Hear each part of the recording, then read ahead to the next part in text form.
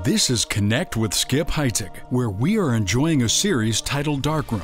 Here we find that God takes His people through a development process that often requires what can be difficult times of gradual growth. Pastor Skip is an excellent photographer, and before the days of digital, spent many hours in his own darkroom developing his pictures. The lessons he learned there show through clearly in the illustrations found in this Darkroom series. On today's program, we conclude the message, Welcome to the Darkroom. Let's review the points Skip began to go through on our last program. Dark times are permitted by God. Dark times enhance the presence of God. Dark times are a pathway for God. And dark times include perks from God. Skip is using the life of Joseph to explain and apply the principles of developing character in harsh times. We'll be turning to the book of Genesis chapter 39 as we join Skip Heitzig.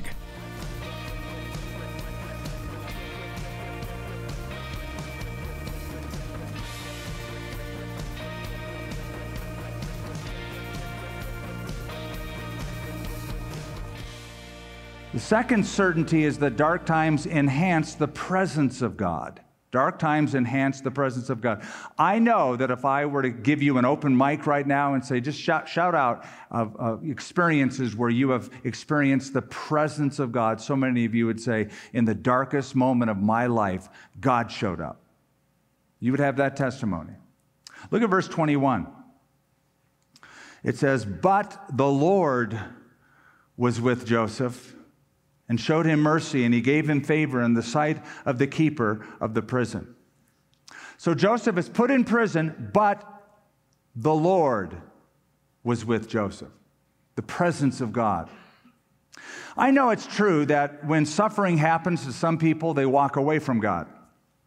That happens a lot. I hear that a lot. Yeah, you know, I trusted God. I put my faith in Him, and He let this happen to me. So I quit going to church, man. I quit reading my Bible. I'm not praying. I'm not trusting God. If I trust God and that happens to me, I know people who walk away when suffering happens. But I also know that it's true that many find God when they start suffering. That is often what I find. I find that suffering doesn't move them away from God. Many times suffering moves them right toward God. It's the time they get woken up out of their lethargy, out of their sleep. God gets their attention. So you might say pain moves people in different directions. Toward God or away from God. I've often said pain and suffering will either break your back or bend your knee. I guess you need to choose today what you're going to let that be. Is it going to break your back or is it going to bend your knee? Sometimes people suffer and they get bitter. I find that. They turn inward, they get angry, they're resentful, they're filled with self-pity. Other people go through suffering and they don't get really bitter. I just say they get battered. They just get beat up. You know, they hold on. You know, it's sort of like they white knuckle it, they grit their teeth, they weather the storm, they make it through barely. So some get bitter, some get battered, but then there are others who actually get better. They become better people. And that's not just a preacher's talking point. It's absolutely true. They become better people. I'm going to put up a letter that I got recently from Jen. She said, "I grew up in Calvary, and by your teachings, when I was 16, I gave my life to the Lord. However, when I turned 18 years old, I rebelled." Now, I find this to be a pretty regular pattern. "For the majority of my adult life, I lived how I wanted. Then this virus hit, and it was a wake-up call. The wake-up call that I needed. 4 weeks ago, I rededicated my life to the Lord." And she said, I have never experienced such peace in my heart. I am hungry. I love this, ravenous even for the Word. I know that the Holy Spirit is with me. I praise Him for my salvation. There's an example of pain moving somebody toward God. It moved Jen in the right direction. She became better, a better person.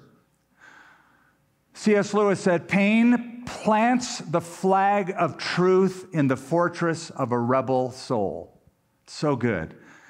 Pain plants the flag of truth in the fortress of a rebel soul. It was C.S. Lewis who said, God whispers to us in our pleasures, but he shouts to us in our pain. Pain is God's megaphone to rouse a deaf world. So dark times enhance the presence of God. You remember when the disciples once were on the Sea of Galilee and that storm came up, and it was in the middle of the night, it was dark, and they looked out and they saw somebody walking toward them on the water. It was Jesus. I just think Jesus just had fun with that one. It's like the ultimate fun, practical joke to play on your buddies, because you know they're going to freak out. And they did. And I think Jesus kind of liked it. And but have you ever thought about that, Jesus walking on the water, that Jesus came to them on the very thing they feared the most? What did they fear the most? The storm. They'd been on the Sea of Galilee. Boats had sunk to the bottom of that lake because of those storms. They feared those storms. They feared those waves. And lo and behold, the presence of God was made clearer to them on the very thing they feared the most, the storm itself. I have a hunch that Jesus just might do the same in some of your experiences. The image of God is developed in the negatives. The image of God's presence is developed in the negatives of life during those dark times when the blotches of black get imprinted and developed. It's the image of God's presence. Dark times enhance the presence of God. Let me take you to a third certainty. Dark times are a pathway for God. A pathway for God. Go back to verse 20. Joseph's master took him, put him in prison, a place where the king's prisoners were confined, and he was there in the prison. Verse 22, it says, and the keeper of the prison committed to Joseph's hand all the prisoners who were in prison. Whatever they did there, it was his doing. So Joseph gets promoted to like assistant prison warden, even though he's a prisoner himself. There are many benefits to trials. I guess the most obvious benefit when you're going through a trial is it makes you appreciate all the times you don't have trials, right? Darkness has a way of making us appreciate the light, but it develops our character. And I guess the majority of the Bible promises focus on that fact that when you go through difficult times, God is doing something with and in you to develop your character to make you a much better human being. All things work together for good to those who love God and are the called according to his purpose. Listen to these benefits. James chapter 1, knowing this, the testing of your faith produces patience. You want patience? Really? You praying for that? Good. But that's like a guarantee for the testing of your faith, because it says the testing of your faith produces patience. Romans chapter 5, tribulation produces perseverance. And perseverance, character, and character, hope, and hope does not disappoint. Suffering does get our attention, as I just mentioned. Psalm 119, the psalmist said, before I was afflicted, I went astray, but now I keep your word. Sounds like Jen's letter. Before I was afflicted, I went astray, but now I keep your word. Suffering also shows us our weakness. 2 Corinthians chapter 12, Paul talked about his thorn in the flesh. He said, lest I be exalted above measure, a thorn in the flesh, a messenger of Satan was given to buffet me. Also, another benefit of suffering is it disciplines us. Hebrews chapter 12, whom the Lord loves, he chastens. Whom the Lord loves, he chastens. Ouch! I love you. If you think, well, that's weird, it's not weird. If you're a parent, you get it. All parents do this. Whom the Lord loves, he chastens and scourges every son that he receives. So it disciplines us. Also, suffering reminds us that the world is not our home. Romans chapter 8, The suffering of this present time is not worthy to be compared with the glory that will be revealed in us. So all of that is character development. All of that is personal improvement. But wait, there's more.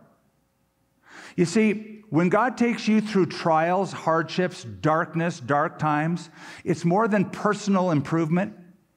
It's purposeful improvement. Or I would even say it's purposeful movement, that God is using the trial to position you for greater impact in this world. That's exactly what happened with Joseph's life, and that is the theme of all these chapters. How God trained this man Joseph to be the leader of the world, or the second in command of the world during the world's darkest time during that era, which was a famine, a worldwide famine. He went through times of darkness and positioning to get him right there to make the most impact. So think of it. If Joseph's brothers didn't hate him, they never would have sold him. If they wouldn't have sold him, he wouldn't have gone down to Egypt. If he didn't go down to Egypt, he wouldn't have worked for Potiphar. If he wouldn't have worked for Potiphar, he never would have been thrown in jail. If he hadn't gotten thrown in jail, he never would have interpreted the dreams for the butler and the baker. If he wouldn't have interpreted the dreams for the butler and the baker, he never would have stood before the Pharaoh to interpret his dream. If he never would have stood before Pharaoh to interpret his dream, he wouldn't have come up with the most awesome solution on how to fix the problem and become the prime minister, second in control of the world. God moved him into position with each hardship, with each darkness, with each exposure to difficult affliction. God is knocking off the rough edges and moving him like a chess piece to usability. Now, life is a series of problems. Have you noticed that? It's not like every now and then, every blue moon, maybe once every decade, you have like a hardship. The truth is, life is a series of these things. I would say this: you are either in a trial now, or you are coming out of a trial, or you're about to go into one. That's where you are today. You just come out of one, you're in one now, or you're about to go in one. And why is that? Let's just examine it. Why on earth, how can we trust a God that when we trust him, he allows a litany of things like what happened to Joseph to happen? A series of problems. Why would God do that? Where's the love of God in that? Here's the answer. I'm glad you asked. It's because God is more interested in your character than he is in your comfort. It's because God is more interested in making you holy than making you happy. It's because God is more interested in making you valuable to others, not just joyful for yourself. It's about that. It's about a pathway to purpose. Pain is part of the path that takes us directly into the will of God. Pain is part of the path that takes us directly into the will of God. Joseph spent years, I'm sure, going, now why did this happen? And then why did that happen? And my mother's dead, and my brother's a creep, and they all hate me, and now I'm in prison, and then I got falsely accused, and now I'm forgotten in prison, and year after year after year. Until the day where all of that was behind him, and he is second in command just under Pharaoh. Amazing. Samuel Rutherford, one of my favorite old dead guys, an author. There's a book called The Letters of Samuel Rutherford, one of the best books ever. And he wrote a little poem about suffering. He said, "Why should I tremble at the plow of my Lord that maketh deep furrows in my soul? He's no idle husbandman. He purposeth a crop." That little poem is profound to me. It's like, why should I tremble when God digs those deep furrows in my soul of experience, the hardships, the agony? Why should I tremble at that? He's a farmer who knows what he's up to. He purposes a crop. He wants me to grow, and he wants wonderful things to grow out of my life. He purposes a crop. Imagine if Christopher Columbus would have turned back and not come to the New World. What if he had just gone back to Spain and go, you know what? Those waves are so big, and this journey is so hard, so I'm back home. Nobody would blame him if he would have turned back. But if he would have turned back, nobody would have remembered him either. If you want to be memorable, if you want to be valuable, then you have to allow a little bit of the miserable by the glory of God to shape you and to take you places. So dark times are permitted by God. They enhance the presence of God. They're a pathway for God. I want to close on this note, and the fourth certainty about dark times for a believer. Dark times include perks from God. They include perks. So Joseph is in prison. We've established this. He's there not because of his own fault. He's done everything right. Everything wrong has happened to him. It happens month after month, year after year after year. But did you notice in verse 21, it says, but the Lord was with Joseph, now watch this, and showed him mercy and gave him favor in the sight of the keeper of the prison. In verse 23, the keeper of the prison did not look into anything that was under Joseph's authority because the Lord was with him, and whatever he did, the Lord made it prosper. You see, though God allows him into these dark times, these little rays of light keep popping up in these verses that show us that God is mitigating the severity of the darkness.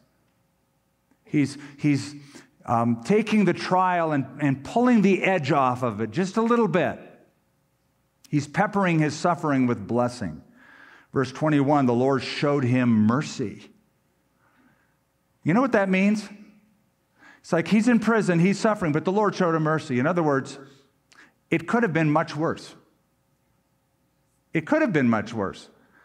Joseph could have lost his life. Joseph could have gotten severely beaten up. He could have been maimed for life because of his prison sentence. He could have been ill-treated, but he wasn't because the Lord showed him mercy. Then it says also in verse 21, and he, the Lord, gave him favor. And we know what that means. Though he is incarcerated, he's allowed to be elevated. He comes into a position of leadership even in jail, an assistant supervisor. So all of that previous suffering of those years in his life have created now a wonderful man, a tempered and trustworthy man that the prison supervisor notices and elevates. And then in verse 23, whatever he did, the Lord made it prosper. So God is working behind the scenes. He's being kind. He's being favorable. He's being merciful. He's giving him the advantage, so to speak. I'm drawing your attention to this because I want you to learn to start looking for these perks. Start looking for the silver lining in the dark times. Start noticing where God puts the favor and the mercy and prospers you even in the trial.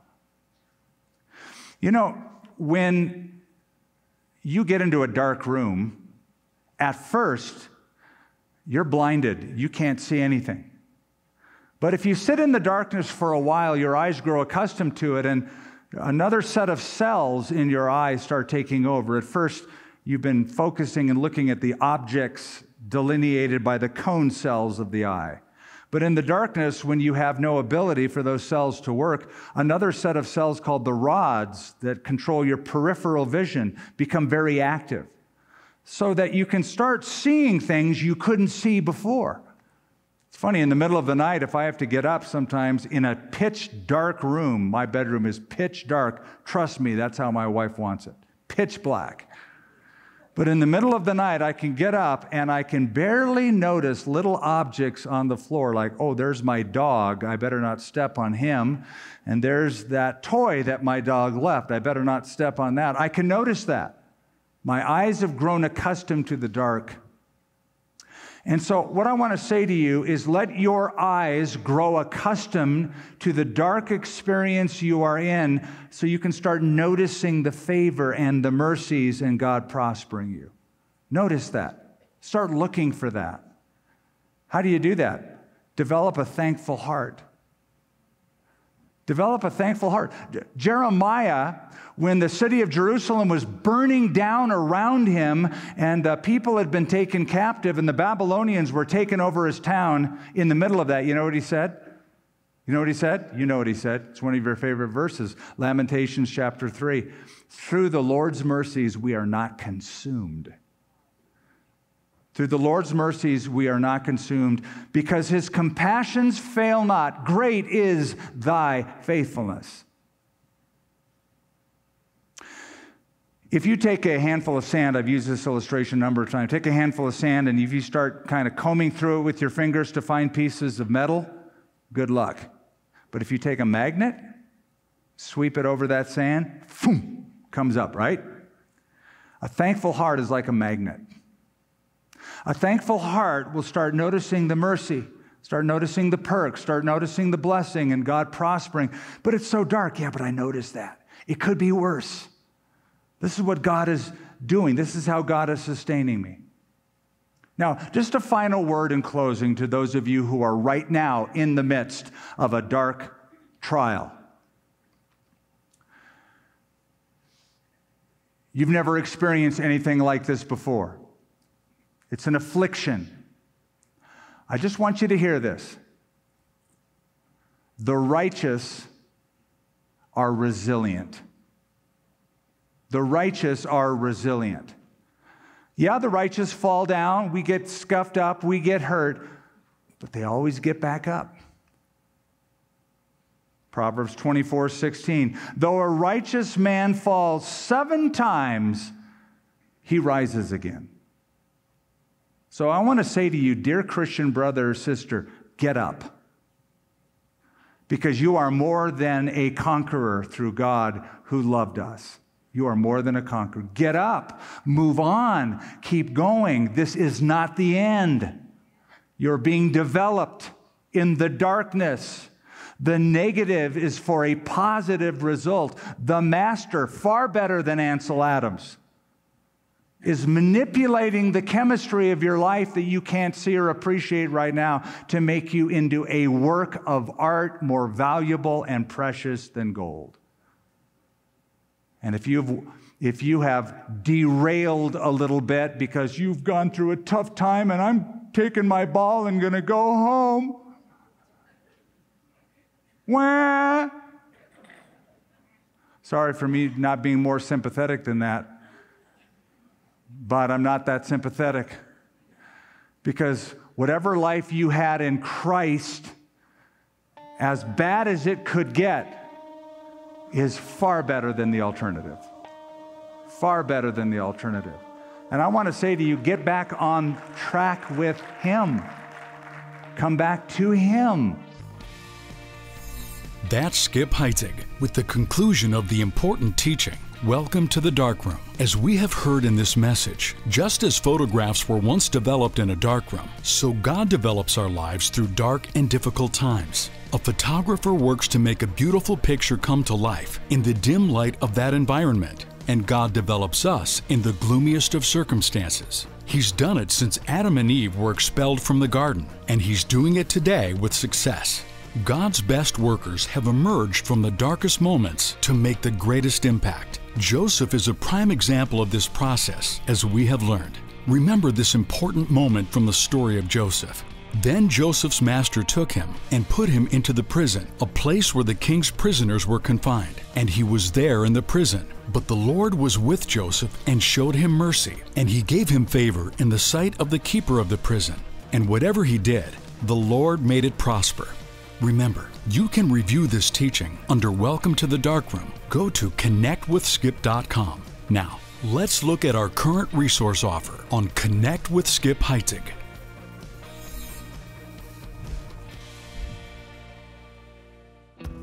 The most recent U.S. Census revealed that our population is much more diverse than ever before. In fact, over the past 10 years, our multiracial population increased 276%, which presents new challenges. Here's Skip Heitzig. To say that this nation is divided would be a gross understatement, but I am not going to take sides politically. I am going to take sides morally and spiritually and biblically. I'm going to raise the conversation to a different level, to a higher level, to a biblical level. Because the issue, as I see it, is not a skin issue as much as it's a sin issue. We want to help you understand this divisive issue from a divine perspective. When you give $20 or more today to this Bible teaching ministry, we'll send you Pastor Skip's booklet, The Church and Racism, plus his teaching featuring a conversation with Pastor Tony Clark. Get these relevant resources today when you give online securely at connectwithskip.com/offer or call 800-922-1888. This is our new offer, and we hope you will get this package now. Call now, 1-800-922-1888, or check in at connectwithskip.com. That is 1-800-922-1888. And remember, when you order resources from this media ministry, any extra support you provide will help us continue to expand our outreach of these Bible messages. We have some exciting expansion plans for this teaching broadcast, and your tax-deductible donations will help make this happen. And join us next time for more Bible teaching, when we will continue the Darkroom series with the message, Choosing to Go Dark. Join us then on Connect with Skip Heitzig.